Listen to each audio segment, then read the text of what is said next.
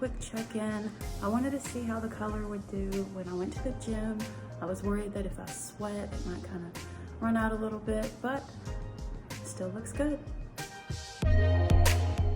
Hey guys, I'm back. This is day 4. As you can see, the color has faded a lot. Curls still look okay, but the color has faded significantly. This will probably be the last day that I wear it. Overall, I would give the Curls Unleashed Gold Leaf a 4 out of 5 stars. It went on really easy. It looked good. It was fun.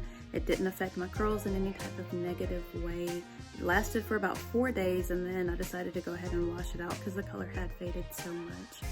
So this is a perfect temporary color. If you're looking to switch up your hair color to go out or just for an event, this is a really easy, healthy, safe way to do it, and I would definitely recommend trying some out. Let me know if you've tried it. Let me know what you think. Let me know if you've got a brand that you like better maybe than the Curls Unleashed.